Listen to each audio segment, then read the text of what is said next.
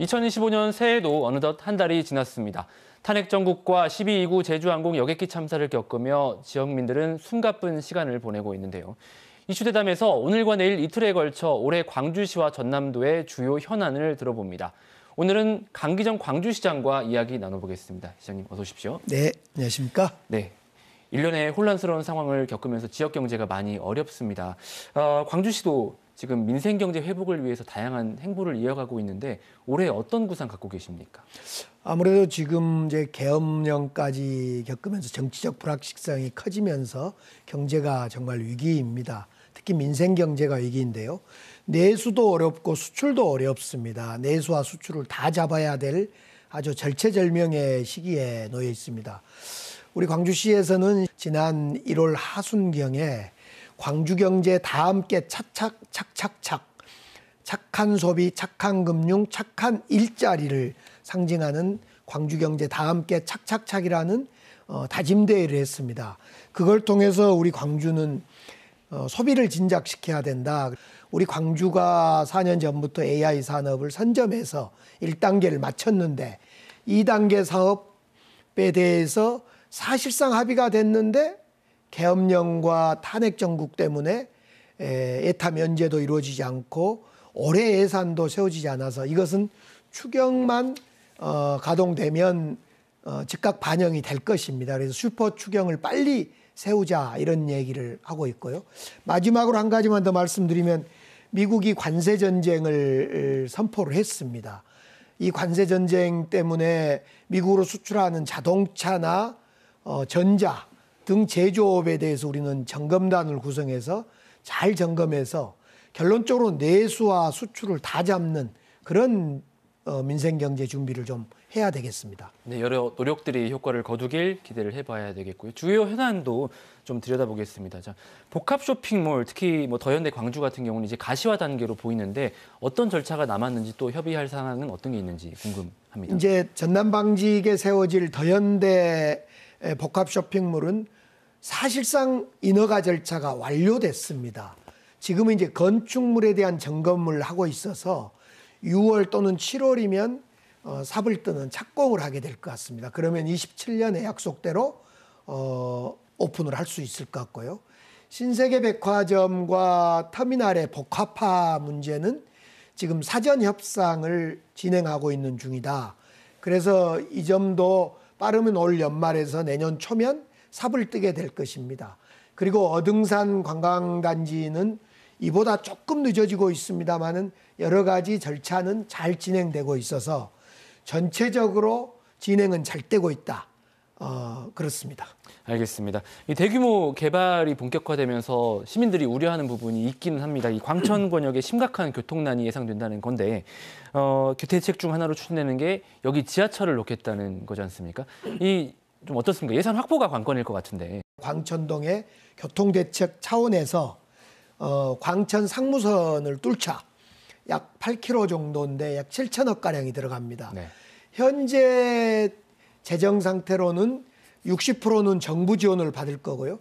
40%는 더현대 백화점이라든가 신세계백화점의 공공기여금이라든가 이런 걸 통해서 나머지 40%를 확충할 겁니다. 앞으로 향후에 물가라든가 등등으로 해서 예산이 커질 때는 다시 계산하겠습니다만은 현재 7천억이 들어가는 돈의 60%는 정부 예산, 40%는 그 주체들 신세계나 네. 더현대의 부담으로 되기 때문에 광주시의 재정 부담은 없습니다. 일단은 그 사업 주체들하고 충분히 협의하고 지금 논의를 마쳤습니다. 알겠습니다. 어느덧 한 달이 넘어간 제주항공 여객기 참사 얘기도 좀 여쭤보겠습니다. 광주시 차원에서의 후속 대책이 좀 진행되는 게 있습니까?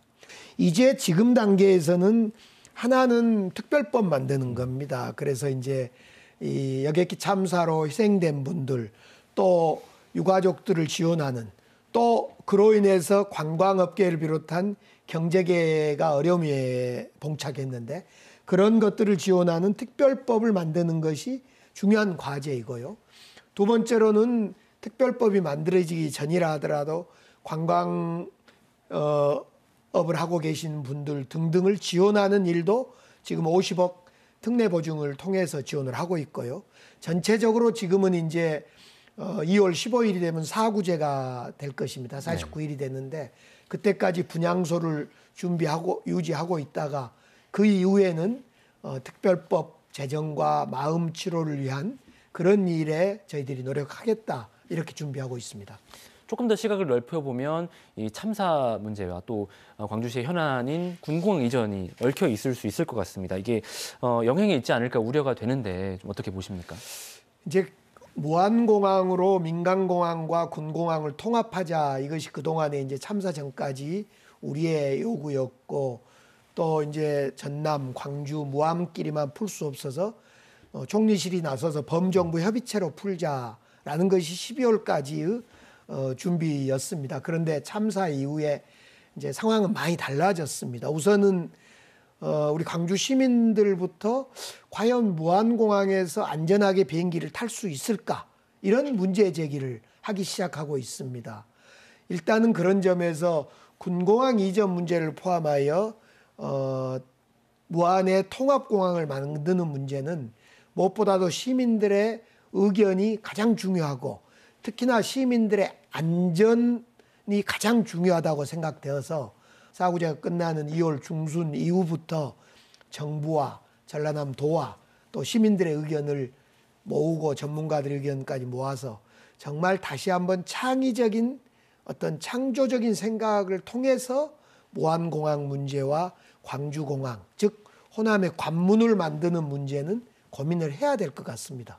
일종의 그 원점 재검토가 필요하다는 어떤 말씀으로 이해를 할 수 있을까요? 일단은 매우 조심스럽습니다. 도대체 지금 현재 무안공항이 언제 다시 문을 열지도 불확실하고 있고 또 설령 문을 연다고 하더라도 광주 시민들이 안전하게 이용할 수 있겠다는 심리적 안정감을 가질 수 있을까도 또한 문제이고 통합 논의가 원점 재검토라고 말하기는 조심스럽습니다마는 다시 한번 창의적인 고민이 필요할 때가 됐다 이렇게 보여집니다. 알겠습니다.